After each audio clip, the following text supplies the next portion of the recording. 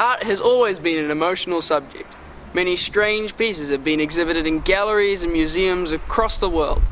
And it's clear that established practice has made its roots in Pakuranga College, as there are many strange and interesting pieces on display all across the school. One such piece features in the centre of the school, yet its meaning is not understood. We spoke to a photography student who had an unusual encounter around it. I was taking some photos for my photography board, and that sculpture was the first thing that I shot. But when I went home to look at the photos, there was a weird blur in it. It almost looked like a figure of someone.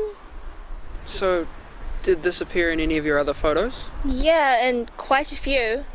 So it was the same blur every time? I guess it was. Julie wasn't the only person to have a strange encounter. That would have to be one of the weirdest experiences I've had. I don't usually tell people about it, because they'll probably think I'm just having them on. But I know what I saw. It happened the other day when I had to stay behind after school. You know, we had a staff meeting. It was getting pretty late by now, and everyone else had gone home. I had to go back to my classroom to pick up some economics papers. You know how busy teachers are. Anyway, I grabbed what I needed, and I left the room, and that's when I saw it. At first I thought it was Mr. T, but it looked too thin to be him, and he's usually the first one to gap it straight after school. And then I thought it might be one of the cleaners. And then I realised that they would have finished ages ago. I walked around the corner to see who it was. No one was there. I can't explain it. All the rooms were locked. There's no way that someone could have just disappeared. It was just after I'd finished marking the Level 3 drama students' portfolios. I'd gone back into the drama room to check that it was clean and tidy because I'd let the juniors use it earlier on, but it was in a dreadful mess. And there he was.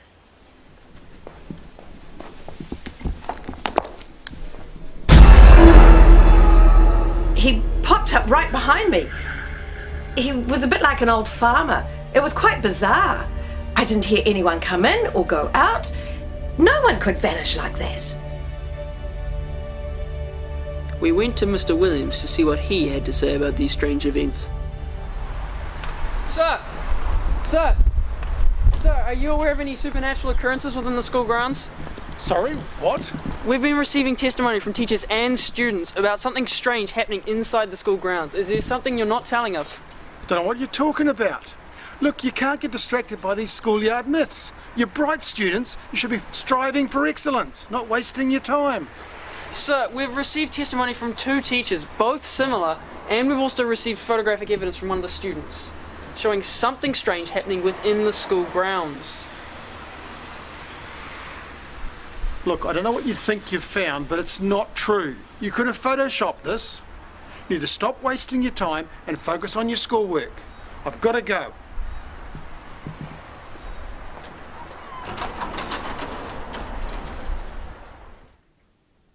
So Mr. Williams just shut us down yesterday.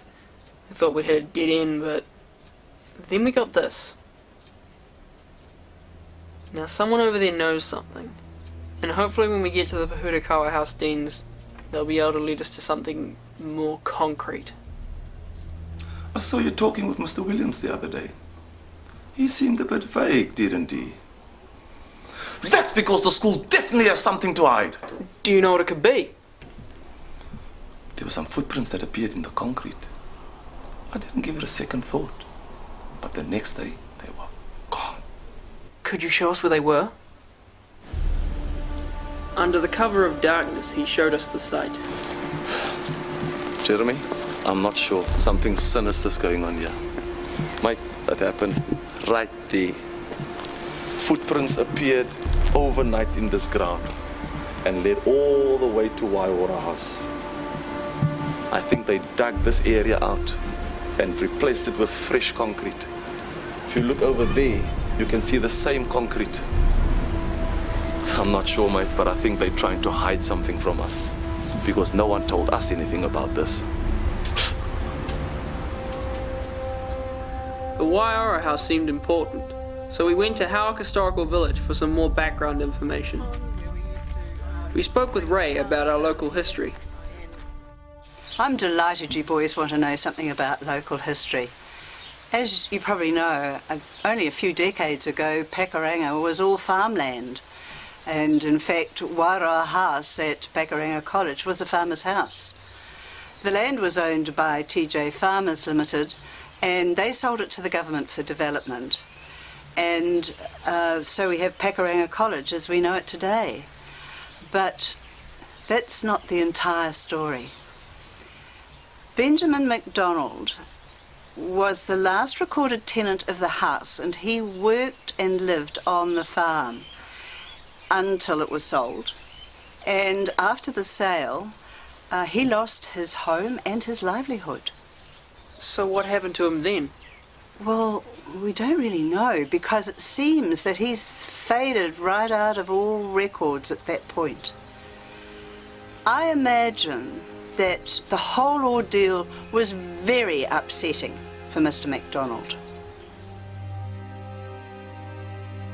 Ray went on to suggest the figure that had been seen around school may be the spirit of Benjamin MacDonald. We returned to school with our findings and arranged a meeting with Mr. Williams. It's good to see you've done some homework on this issue. And you raised some very good points, but I'm a bit concerned of how much time you've spent researching this Benjamin MacDonald. Are you denying a possible haunting in this school? I mean, what about the footprint sculpture outside the library?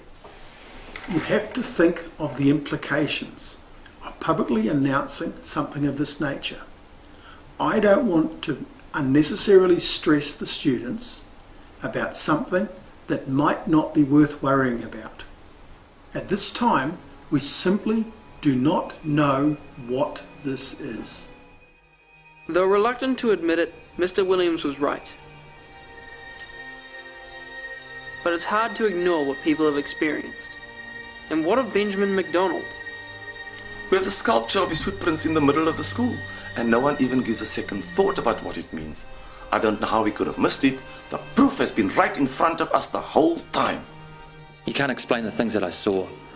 There has to be someone or something that is causing these strange things to happen in our school. Now that I look back, it's just so fantastic to think that I was a host to such a mysterious guest. If there's something that history has taught me, there's always more than meets the eye. Nothing is ever as it seems. Is the rumours of a ghost inhabiting the school really the departed spirit of Benjamin MacDonald? Is senior management really trying to protect us? Or is it something more sinister? Is this sculpture more than just a sculpture? The only thing we can say for certain is that we've only just begun to scratch the surface of this mystery.